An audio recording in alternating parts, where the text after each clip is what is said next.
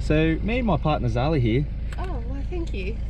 We're going for a walk. We're in the Bungle Bungles right now, and we're leaving our friends Jess and Hixie behind. Their trip is now pretty much complete. And Suckers. I know, it's a bad feeling. Yeah, we're just gonna say goodbye to those and then head up the Bungles.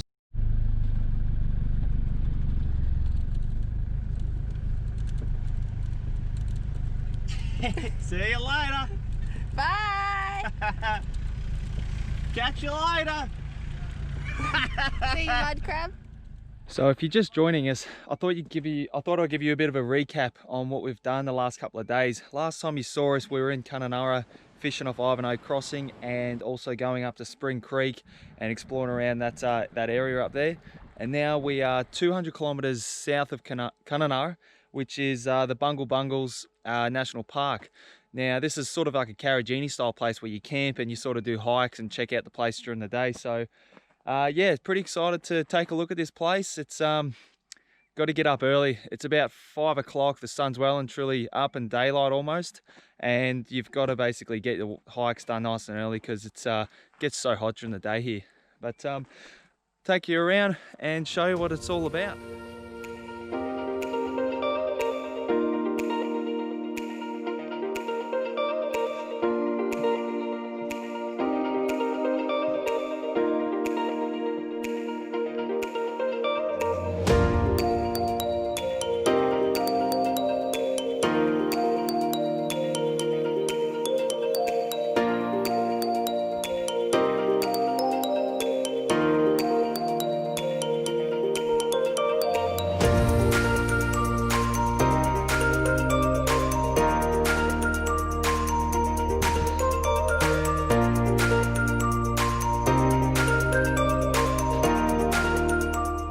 Welcome back to another adventure of Dylan and Zali.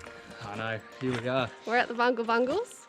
We are at the Cathedral Gorge and it's pretty cool. Not much water, but join us today as we take you on a guided tour. Not very guided because we don't really know where we're going, but check this out. This is like coo-wee. So cool. Did you hear that? That's Cathedral. Oh yeah. Now we're forever. Let me start that again. So, for anyone that's been following along on our adventures, there's a couple of these now. everyone would know that the little camouflage hat comes on all our adventures. Why not? Yeah. I think I bought this when I was about 10 and I've still got it today. I need to cover it. I'm starting to go bald, so I need to cover it up. Well, it happens when you're 27. Oh, well. Old age catches up to you. The acoustics in this Cathedral Gorge are amazing. Let me show you an example.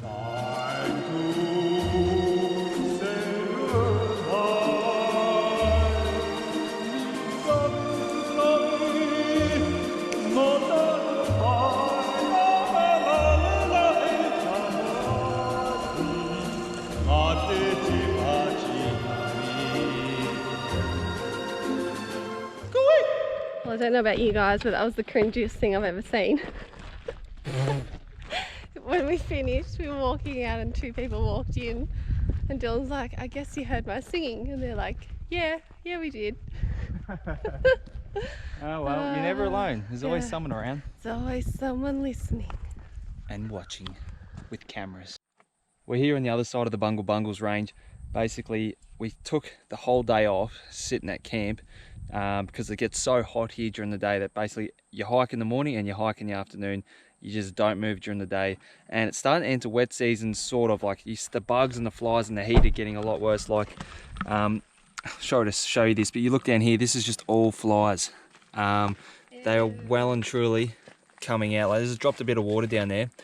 It's absolutely fly blown. So great things to look forward to when the weather starts heating up. The insects and the flies are going to be next level. It's 3:30 and it's still 37 degrees. It's hot. Yep. And what better to do than when it's hot, go for a hike. Oh, Hiking. yeah. Hiking's fun. Fun. Oh yeah, with no water around.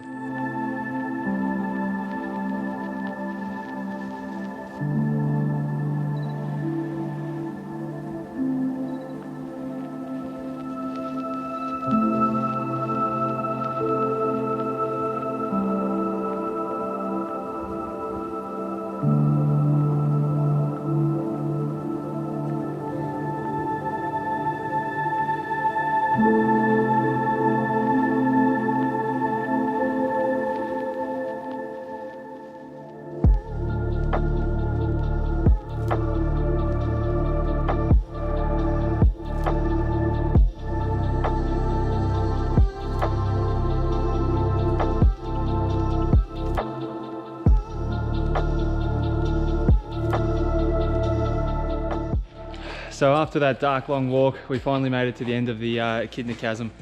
It's kind of creepy. It's like 100 at least meters straight above us, and it's getting really dark in here. Feels like that place, that movie 127 Hours, where Ashton Kutcher falls down and gets stuck.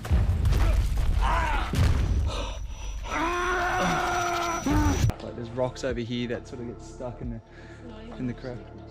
Ashton Kutcher? No. What's his name? That does Franco. James Franco. Oh yeah, the bloke from 127 Hours. This feels like that canyon that he got stuck in, so it's kind of creepy. But yeah, it's hot and sweaty in here, man. We got to get out again. This might be the last one today. Head back, have some early dinner, pop the rooftop tent out. Might even chuck on a movie. Get the old laptop out with a Bluetooth speaker, a bit like a home cinema. I reckon chill out tonight, but big couple of days we've had. We're getting a bit flogged out, so be nice to just wrap it up with a nice movie tonight, I reckon. Oh, let me trip it over, I'm exhausted. We camped up here last night in the Bungle National Park, campground number 2. And this morning, there's flies and the mosquitoes. The mosquitoes were so loud in the rooftop tent, we actually thought someone was flying a drone outside the tent. We've literally just packed up everything as quick as we can, because it was nasty here today. So bad. It's getting so hot and so gross. Look at the mozzies and flies, it's just nuts. Not fun. We just packed it up, we said do our teeth, throw the tent together, let's get in the air conditioned car. I'm like losing my mind out here, it's so bad. We've just had a revelation in the car. Zali's jumped in the driver's seat and she's driving along the road and she's like, every car that goes past, she's like, and I go, she goes, I'm sick of waving to everyone. And I go, I'm friendly. I said to her, why don't you put your hand on top of the steering wheel, so then you just gotta go like this. And she goes, I don't like putting it up there. So then she's sitting here now watching every truck and stuff go past, she's like this. Well, here you go, here's an example. Oh! Good wave back. Nah, your truck drivers don't want it. This is the comfiest way to drive, not this. This is how you've been waving everyone. You've been sitting it there. Hi. Hi. Who would have thought you'd say, I'm sick of people waving? I know. But when you're travellers, you wave to everybody. You never know if you're going to see him again. No, what?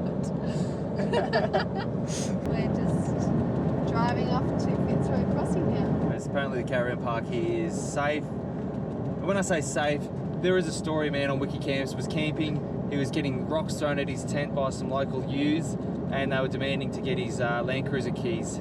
He was screaming help from his tent, and none of the caravanners or campers in the caravan park came to his help. Could you imagine that? The dude in his tent going, help! And everyone's just like, oh shit, looks like someone's having a hard night. I probably thought he was watching a movie. Go get him, help! What, a movie that says, help me, they're throwing rocks at me, help! Yeah, we're so mean for laughing. Oh man, anyway. Anyway, Wiki Camps routes are interesting. Apparently I was in the back of the car last, but I vote differently. Oh, he always leaves the back open. No, so we're driving down the road at 110 k's, and I got the car set up like this today. That's a Dylan Emery special. I'm just airing out the back of the car. I've done well to make sure, that's how good I can pack the car. Nothing falls out 110, it's all still there. That was amazing. Well, this is the other side of traveling that you don't see when you see people jumping off the rocks, swimming with bloody whale sharks, having a great old time on the road. This is a 8.5 hour drive from Bungle Bungles down to just out of Broome. It's not real glamorous, no awning out, no drop sheet, no nothing out. Basically Zali's pulled out the tailgate, heating up some curry from last night. All roughing it tonight. Yeah, this is pretty much what it's like when you're just doing an overnight stop at a rest stop. Nothing fancy. Flop the rooftop tent out.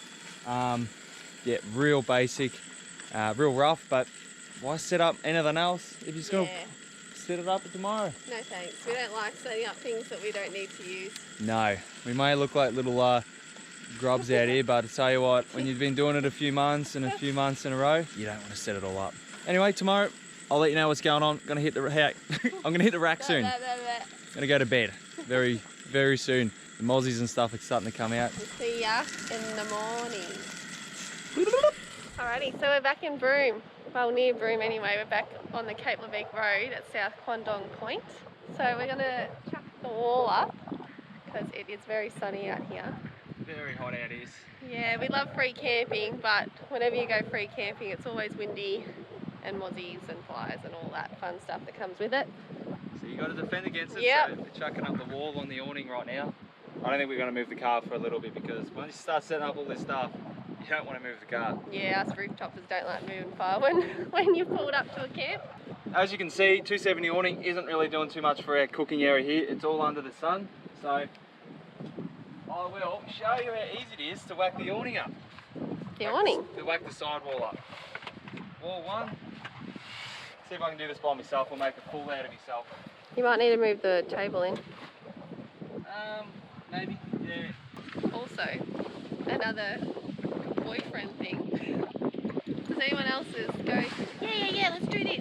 Quick, chuck it up. Yeah, do it, quick. And then they don't pre-plan anything. They just like grab the stuff and they're like, oh, quick, we should have moved the table. Or we should have done this. It's really fun.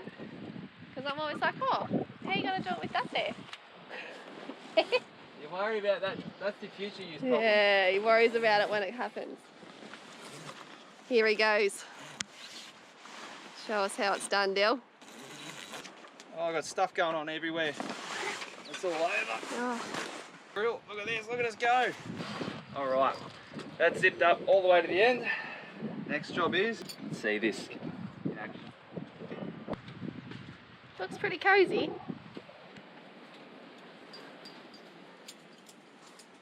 It's going to go through the front door.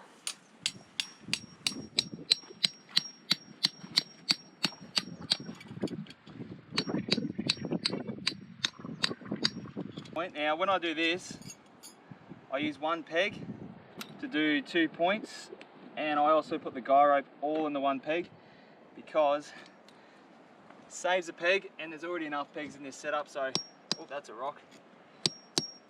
That's a good rock.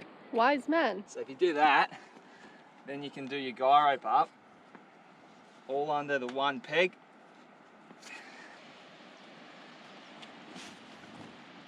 You got your little rubber there, pitch it out tight, put it on the angle.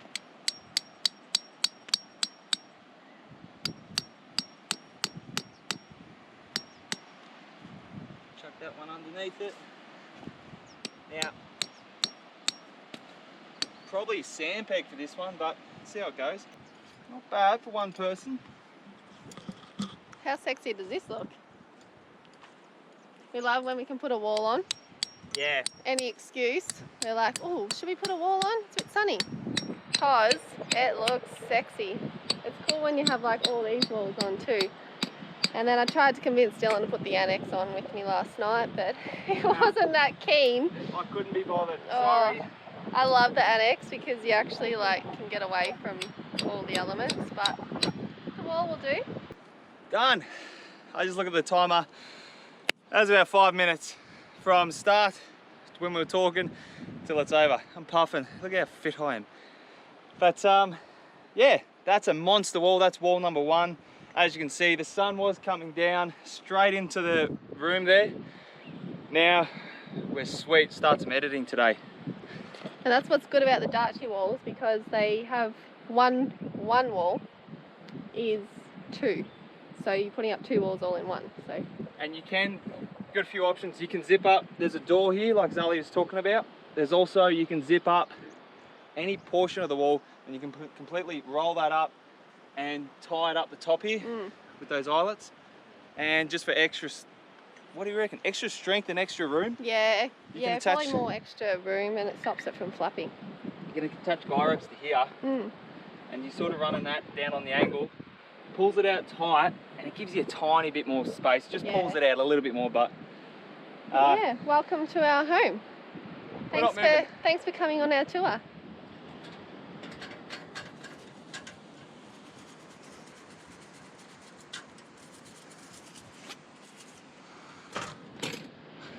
And nothing's immune to the fog, but I reckon I can put up with it with a view like this of a morning. It's not the fog. The fog? What fog? You get a fine fog last night. Oh. What are you doing there, woman? Just cleaning my dishes. Thank you. So welcome back. Today we just spent the whole day video editing and doing a few other things on the computers and that. Also, spot of rock pooling down over there. We just sat there, cooled off and dodged the crocs, made sure there's none of those around anyway. But Zali's whipping up a feast. Yeah, a huge ass batch of spaghetti.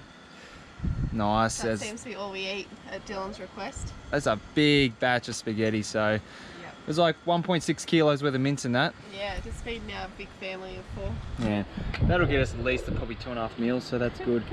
But the other thing we got to do, we actually come across, very fortunate, we actually came across this campsite and there's a little bit of wood here already. It's already cut up, so you really don't get much better than that. While I've got you here with the camera. Yes. Yeah. Tell us. Yep, I've got you here. Tell us a good fire story. Probably one of the best ways to start a fire. So you get it all set up, get yourself a nice base piece of timber, as you can see. Find a wedge, hold this between your 2 hands, start moving, take your left hand away from there and grab yourself a fire lighter and a lighter. I was wondering where this was going to go. Drop that straight into there. Yeah, one of the easiest ways. There you go, you learn something every day, don't you?